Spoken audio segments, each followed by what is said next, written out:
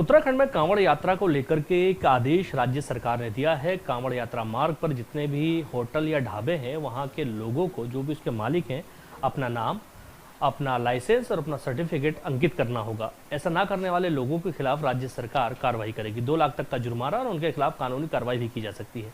इसको लेकर के हमारे साथ बात करने के लिए उत्तराखंड कांग्रेस के वरिष्ठ नेता और पूर्व मुख्यमंत्री हरीश रावत हैं। उनसे जानते हैं कि उनको इस आदेश से क्या दिक्कत है। सर, इस आदेश से आपको क्या परेशानी है? अगर कांवड़ यात्रा मार्ग पर राज्य सरकार हमको परेशानी क्या चाहते हैं आप इसमें? आपका एक अभी पोस्ट में देख रहा था, आप उसमें हम तो केवल ये कह रहे हैं कि आप जो है फूड सेफ्टी के तहत ये कर रहे हैं, फूड सेफ्टी एक्ट के तहत। तो फूड सेफ्टी की जरूरत क्या चारधाम यात्रा मार्ग में नहीं है? क्या राज्य के दूसरे हिस्सों में नहीं है? ठेली रेड़ी पटरियाँ खाना जो और जगह मिल रहा है, क्या वहाँ फूड सेफ्टी की ज़रूरत नहीं है? और देहरादून जो नकली मावे और नकली पनीर का अड्डा है, 90%। हाँ, एक आज देहरादून की पहचान जो है मिलावटी आटे, मिलावटी जहाँ कोटू का आटा तक मिलावटी मिलता है, क्या वहाँ फूड सेफ्टी की ज़रूरत नहीं है? भैया कहाँ हैं तुम्हारे फूड से स्वास्थ्य निरीक्षक, हमारे स्वास्थ्य विभाग या दूसरे विभाग जिनको इसको इन्फोर्स करना है? क्या राज्य के दूसरे लोगों की हित की चिंता नहीं है? ये केवल बताने के लिए कुछ है नहीं, परोसने के लिए कुछ है नहीं। पंचायती चुनाव आ रहे हैं और पंचायती चुनाव में जो है लोग कह रहे भैया किया क्या तुमने? केवल हमारे पंचायतों में प्रशासक बिठाने के अलावा कोई काम किया? तो इसलिए ये लेकर के आ गए। पहले भी लाए थे, पिछले साल भी लाए थे, उत्तर प्रदेश भी लाया था, तो उनको न्यायिक फटकार झेलनी पड़ी थी, न्यायिक फटकार झेलनी पड़ी थी।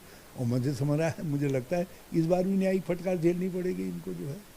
तो कुछ बताने को नहीं है, इसलिए जो है ये ला करके एक हमने ऐसा कर दिया। ये क्या है? ये थूक जिहाद क्या है? यहाँ मुख्यमंत्री सारी ताकत इन चीज़ों पर लगा रहे हैं। सारा ज़मीनें तो तुम्हारे समय में बिकी। डेमोग्राफिक चेंजेस जितने आए, सर्वाधिक बाहरी व्यक्तियों का आगमन दूर दराज के गांवों में तक भाजपा के कार्यकाल में हुआ है। मेरे साथ आकर के बातचीत कर लेना है। और थूक जिहाद, ये जिहाद क्या है? थूक, अरे थूकने वाले को कोई धर्म तो छोड़ो, दुनिया में मानसिक रोगी हैं ऐसे लोग।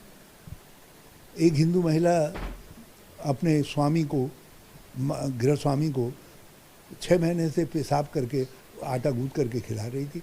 अब वो मनोरोगी हैं। तो मनोरोगियों को, बीमारों को, ऐसे लोगों को आप उनके खिलाफ आप जिहाद का मतलब लड़ाई, उनके खिलाफ लड़ाई छेड़ने चाहते हैं अपनी शक्ति का।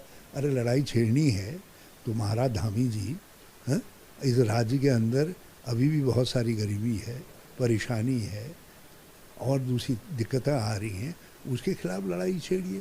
जो भ्रष्टाचार है उसके खिलाफ लड़ाई छेड़िए। जो कुव्यवस्थाएं हैं जिसका शिकार आज हमारी चारधाम यात्रा भी हो रही है, उसको कुव्यवस्थाओं के खिलाफ लड़ाई छेड़िए। अच्छा, धामी जी का कहना यह है कि जो कांवड़ यात्रा है एक धार्मिक यात्रा है और इस दौरान अगर अशुद्ध खाना मिल जाए या कुछ अशुद्धि हो जाए तो काफ़ी परेशानी होती है। इस चीज़ों से बचने के लिए इस तरह के आदेश दिए गए। मैं उनसे पूछना चाहता हूँ, क्या चारधाम यात्रा क्या है?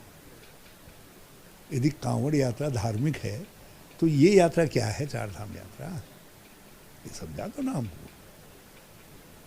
और फिर ये तो पूरा देवालय है उत्तराखंड, ये तो देवभूमि है। इसका तो हर इलाका देवालय के उसमें है। तो वहाँ रहने वाले देव भक्तों को क्या स्वस्थ और स्वच्छ खाने की जरूरत नहीं है? बताएं ना। मेरी तरफ से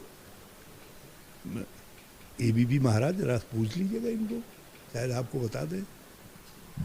हमारे साथ बात करने के लिए हरीश रावत जी थे, जिन्होंने राज्य सरकार पर गंभीर आरोप लगाए। उनका कहना है कि फूड सेफ्टी की अगर बात सरकार करती है तो केवल कांवड़ यात्रा मार्ग पर ही क्यों, चारधाम यात्रा मार्ग पर फूड सेफ्टी को लेकर के बात क्यों नहीं कही जाती है? सीधे तौर पर निशाना साधा है राज्य सरकार पर, मुख्यमंत्री पुष्कर सिंह धामी पर। अब देखना यह होगा कि राज्य सरकार इस बयान के आने के बाद क्या फैसला लेती है, क्योंकि जिस तरह से कांवड़ यात्रा मार्ग को लेकर के फैसला लिया गया है, उसको लेकर के इस वक्त राजनीतिक गलियारों में काफी सरगर्मी देखी जा रही है।